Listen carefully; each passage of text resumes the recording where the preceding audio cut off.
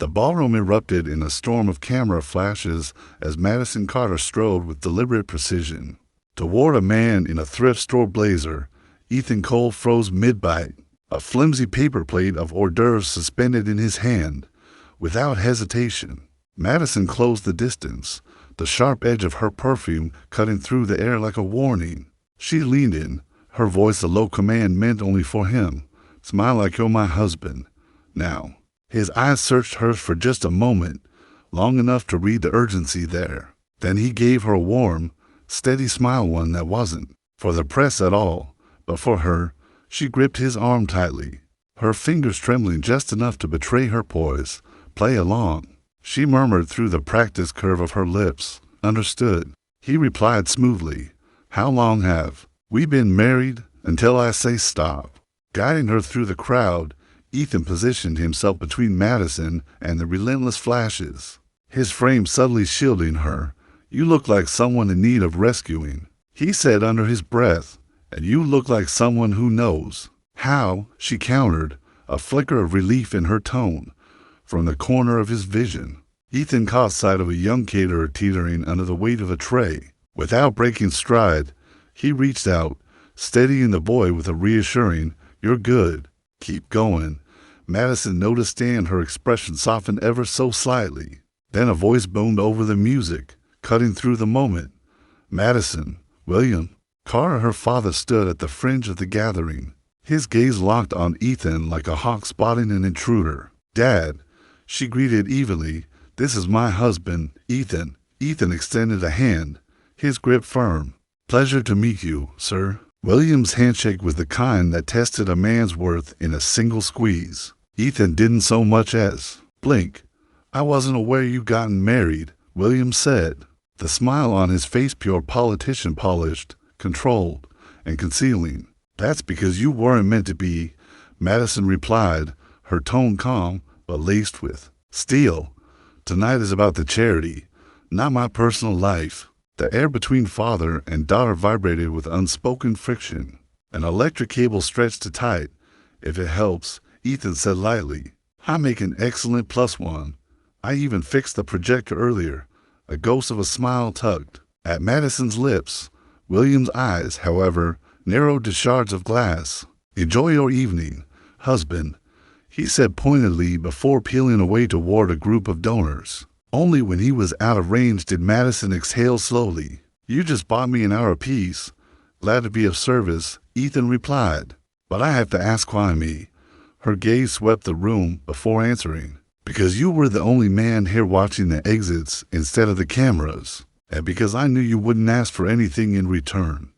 "Guess that makes me predictable," he said with a crooked grin. "No," she corrected softly, "it makes you safe." The moment was interrupted by the arrival of Graham Lockwood's slick hair, smug expression, the embodiment of self-importance. "Madison," he drawled, "I didn't know you were bringing a guest. Or husband, was it?" Ethan's voice was calm, almost casual. "That's right, and I," Graham said with a smirk that clung to Ethan like a challenge, "have been part of this family's plans a lot longer than you." He leaned toward Madison just a fraction too close for comfort. Ethan stepped forward, not confrontational, but with enough quiet authority to make Graham instinctively retreat half a step. "Plans change," Ethan said evenly. Madison's eyes flicked between the two men, and for the first time all evening, her smile was unguarded real. Somewhere behind them, the string quartet's elegant melody continued to swell, the refined music utterly at odds with the taut undercurrent of tension. Asterisk, Madison held her champagne flute with practiced elegance, but Ethan caught the faint tremor in her fingers. He couldn't tell if it was born of anger, nerves, or some combination of the two, but it was clear she was doing everything she could to keep it hidden from the crowd. Graham Lockwood hovered nearby like a shadow that refused to be shaken off, his trademark smirk radiating self-assurance. He swirled the amber liquid in his glass with leisurely precision. "You know, Madison," he drawled, "your father and I were just discussing how much smoother things could run if we merged our visions, Carter Innovations and Lockwood Holdings. A partnership in business and maybe even in life." Madison's jaw tightened. the steel behind her poise showing for a fraction of a second. "Graham, I've told you before my life is not for sale." He leaned in slightly, lowering his voice into something that was meant to sound persuasive, but landed as controlling. "It's not just about you, Maddie. This is about your father's legacy, about stability." His eyes flicked to Ethan with thinly veiled condescension. "I can offer that, can he?" Ethan's instinct was to laugh, but instead, he calmly set his glass down and met Graham's gaze head on. "Stability isn't about bank accounts or family names," he said evenly. "It's about showing up when you say you will, keeping your promises, treating people like they matter, especially when there's nothing in it for you." For a fleeting second, Ethan's words seemed to pierce Graham's smug armor, but just as quickly, the mask returned. "Cute speech," Graham said, "but you're out of your depth here, pal." Before Ethan could respond, William Carter's commanding voice rang out over the hum of conversation. "Ladies and gentlemen, please take your seats for tonight's program." Madison hooked her arm through Ethan's, her grip now more deliberate, more grounded. As they moved toward their table closer to the stage than Ethan would ever have chosen, she whispered, "Thank you for not punching him." Tempting, though Ethan's instincts told him to walk away, his chest told him to stay. Madison made the call for him. "If it's about my personal life, and you've already involved the press, then Ethan stays." A muscle twitched at the corner of William's mouth, his irritation straining against control. "Very well. But remember, appearances are everything in our world. Bringing an unknown into a night like this sends a message." Ethan tilted his head. "Sometimes the message is the point." Graham scoffed. "You really have no idea how this world works, do you?" Ethan turned toward him, voice even. "You're right. I don't own a penthouse or a golf club membership, but I can read a room." And I saw Madison's face when she asked for help. Whatever was about to happen, it wasn't for her benefit. Graham stepped forward, his cologne heavy in the air between them. "You think you're her hero because you played pretend for a night. You're a prop, Cole, a distraction." Ethan didn't blink. "Better a distraction than a liability." The faintest curve touched Madison's lips, but her father's patience was splintering. "Enough," William snapped. "Madison, you're my daughter. I've spent my life building a name and a company that will last for generations. Aligning yourself with Lockwood is a strategic necessity, not a choice, and aligning myself with someone I don't trust," Madison shot back, "is exactly why it is a choice. You've spent years making deals without asking how they'd affect me. Not this time." The warmth of William's gaze evaporated, replaced by cold steel. "And what?" he said, gesturing toward Ethan. "Do you think this is going to accomplish?" Madison glanced at Ethan, then back at her father. "It accomplished exactly what I needed tonight. I wasn't cornered into a headline. I wasn't paraded around like a bargaining chip. And I had someone beside me who actually listened instead of talking over me." The words landed like a gavel strike. William's jaw locked. "You're making a mistake." Madison leaned in, her voice steady and unyielding. I'd rather make my own mistakes than live with someone else's." The air between father and daughter tightened until Ethan could almost feel it hum. Then William straightened, smoothed his tux jacket, and gave Graham a curt nod. "We'll revisit this later." They turned to leave, but Graham paused just long, enough to twist the knife. "Enjoy your moment, Cole. It won't last." Ethan didn't bite. He simply stepped aside, holding Graham's gaze until the man broke first. When they were finally gone, Madison exhaled a breath she'd been holding. "You didn't have to stay through that." "I know." Ethan pulled out her chair so she could rise. "I wanted to." They moved toward the exit together, the crowd thinning to a soft murmur. At the coat check, Madison paused. "Want to get out of here without the driver?" Ethan raised an eyebrow. "You have a driver." A faint smile. "He's fine for making an entrance, but I feel like walking. You game?" His eyes flicked to his worn shoes, then to her $1,000 heels. "You might regret that in 6 blocks, maybe, but I think I can handle it." Outside, the night air bit at their cheeks. The city shimmered around them traffic lights, storefronts, and the faint pulse of music from across the street. Madison walked barefoot, heels in hand. Her pace unhurried. For the first time that evening. Was that the worst public fight you've had with your dad? Ethan asked after a few quiet blocks. Not even close, she said. But it was the first time I didn't feel completely alone. They stopped at a crosswalk. Madison glanced at him, her expression softer. Why did you say yes? You didn't know me. You could have walked away. Ethan thought of Lily, how his daughter looked at him when she was scared, trusting him to make it better, because I've seen that look before, and I hate seeing it on anyone. Her gaze lingered on him until the light changed dot near her building. She slowed. If you hadn't been there tonight, she shook her head. I don't even want to think about it.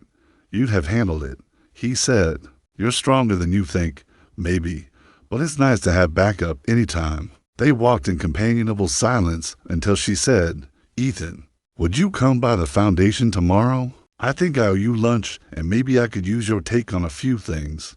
He shrugged lightly. Sure, as long as it's not one of those power lunches where they serve art on a plate. She freely laughed. No promises. At her door, she turned back once more, and Ethan, thanks for smiling. The door closed behind her, leaving him alone with her words still hanging in the cold air. And for reasons he couldn't quite name, he was smiling too. Morning sunlight spilled across the marble floors of Carter Innovations' lobby. Reflecting like glass, Ethan paused just inside, his thrift store blazer looking even more out of place here than it had at last night's gala. Twice on the way, he considered turning back, but her voice, I could use your take on a few things, kept him moving toward the reception desk. Asterisk, the receptionist's crisp cream blouse, flawless posture, looked up with polite curiosity. Can I help you? Ethan Cole. I'm here to see Madison Carter, Mr. Cole. Her voice came from behind him, warm, confident. Madison crossed the lobby in a tailored navy dress, hair loose over her shoulders, the paper coffee cups in hand. You're early. I like that. She handed him one. Wasn't sure if this was a 5-minute surly crowd or a wait dash and dash the dash hallway dash for dash and dash our crowd. Madison's grin was quick. Depends on who you're meeting. You're with me. So neither.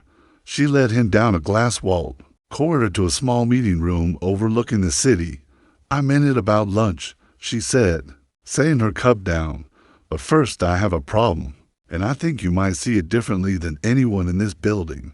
I'm listening. She slid a folder across the table. Charts, budgets, photos of kids using mobility devices. My father wants to cut funding for our outreach program to free up capital for a Lockwood Holdings partnership. Graham, Ethan asked. She nodded. He calls it strategic growth. I call it getting the heart of what we do, and you can't veto him. Not without 3 board members backing me right now. I have one. You want to win them over. Yes, and without making it look like I'm dragging my personal life into it, which means I need someone who can speak to them without it tracing back to me. Ethan smirked. So you want me to walk into a boardroom full of $1,000 suits and tell them they're wrong?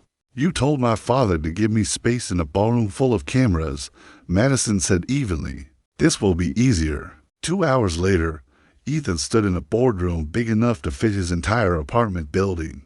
The polished mahogany table stretched forever around it, men and women in immaculate suits. William Carter sat at the head, Graham on one side, Madison on the other, calm on the surface, tension in her shoulders. William's eyes narrowed. Mr. Cole, I wasn't aware you'd be joining us. I'm here at Madison's invitation, Ethan said evenly, just to share a perspective. The meeting rolled on earnings, projections, expansion plans. Then came the proposal to cut the outreach program. William opened the floor. Before anyone else could speak, Ethan leaned forward. I'm not here to tell you how to run your company, but I've seen what your outreach program does. I've seen kids take their first steps in braces you paid for. I've seen parents cry because they didn't have to choose between their mortgage and their child's mobility. You cut this. You're not just shifting numbers on a spreadsheet. You're shutting doors that won't reopen. A couple of board members glanced at Madison. One shifted uncomfortably. I understand partnerships make money, Ethan continued, voice steady. But if you can't balance profit with a reason, this company exists, what's the point?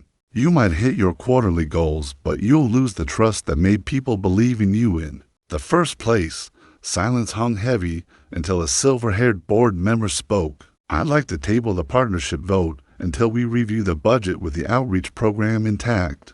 Another agreed, then a third, across the table. Madison gave Ethan a subtle nod, relief hidden under professional composure. Williams' jaw tightened before he smoothed it away. Very well, we'll reconvene on this matter. As the meeting broke, Graham brushed past Ethan with a glare. Don't get comfortable. This isn't over. Didn't think it was, Ethan said. Calmly. Asterisk in the hallway. Madison finally caught up to him. You didn't just help me save the program, she said softly. You gave me the leverage I needed to keep fighting. Ethan gave a small shrug. Seemed like something worth fighting for. She hesitated, her lips curving into a faint smile. You're dangerous, you know that?